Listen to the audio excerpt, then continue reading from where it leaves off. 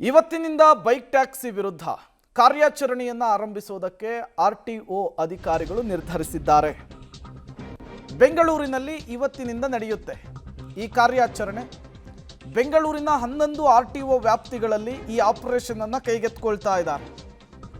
ಇವತ್ತಿನಿಂದ 1 ವಾರಗಳ ಕಾಲ ಬೈಕ್ ಟ್ಯಾಕ್ಸಿ ಆಪರೇಷನ್ ನಡೆಯುತ್ತೆ ಬೆಂಗಳೂರಿನಲ್ಲಿ. ಬೆಂಗಳೂರು ಪಶ್ಚಿಮ ಆರ್ಟಿಒ ವ್ಯಾಪ್ತಿಯ 10 ವಾಹನವನ್ನು ಸೀಸ್ ಮಾಡಿದ್ದಾರೆ ಅನ್ನೋದು ಗೊತ್ತಾಗ್ತಾ ಇದೆ. ಉತ್ತರ ವ್ಯಾಪ್ತಿಯಲ್ಲಿ 8 ವಾಹನವನ್ನು ಆರ್ಟಿಒ ಅಧಿಕಾರಿಗಳು ಜಪ್ತಿ ಮಾಡಿದ್ದಾರೆ. ರಾಜಾಜಿನಗರದಲ್ಲಿ 12 ವಾಹನಗಳನ್ನು ಸೀಸ್ ಮಾಡುವಂತಹ ಕೆಲಸವನ್ನು ಮಾಡಿರುವಂಥದ್ದು. ಈ ಮೂಲಕ ಬೆಂಗಳೂರಿನಲ್ಲಿ ಬೈಕ್ ಟ್ಯಾಕ್ಸಿ ವಿರುದ್ಧ ಆರ್ಟಿಒ ಆಫೀಸರ್ಸ್ಗಳು ಆಪರೇಷನ್ ಅನ್ನು ಮುಂದುವರಿಸಿದ್ದಾರೆ.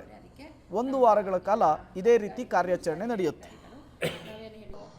ವಿವಿಧ ಸಂಘಟನೆಗಳು, ಟ್ಯಾಕ್ಸಿ ಮತ್ತು ಆಟೋ ರಿಕ್ಷಾ ಸಂಘಟನೆಗಳು ಒಂದು ದೊಡ್ಡ ಪ್ರೊಟೆಸ್ಟ್ಗೆ ಕರೆ ಕೊಟ್ಟಿದ್ದರು.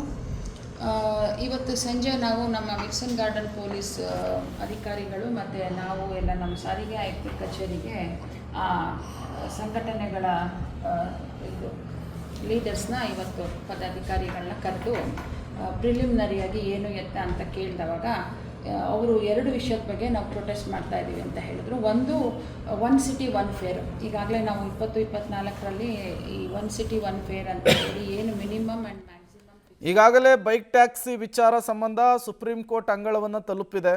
ರಾಜ್ಯ ಸಾರಿಗೆ ಇಲಾಖೆಯೇ ಸುಪ್ರೀಂ ಕೋರ್ಟ್ಗೆ ಈ ಅರ್ಜಿಯನ್ನು ಹಾಕ್ಕೊಂಡಿದೆ. ಇಂತಹ ಸಂದರ್ಭದಲ್ಲಿ ಬೈಕ್ ಟ್ಯಾಕ್ಸಿಯ ಹಾವಳಿ ಕೂಡ ಬೆಂಗಳೂರಿನಲ್ಲಿ ಜಾಸ್ತಿ ಆಗ್ತಾ ಇರುವಂಥದ್ದು. ಪದೇ ಪದೇ ಕಂಪ್ಲೇಂಟ್ಗಳು ಬರ್ತಾ ಇದ್ವು ಟ್ಯಾಕ್ಸಿ ಮತ್ತು ಆಟೋ ಡ್ರೈವರ್ಸ್ಗಳಿಂದ. ಹಾಗಾಗಿಯೇ ಈ ಸ್ಪೆಷಲ್ ಕಾರ್ಯಾಚರಣೆ ಅನ್ನೋದ್ರ ಬಗ್ಗೆ ಮಾಹಿತಿ ಕೊಟ್ಟಿದ್ದಾರೆ.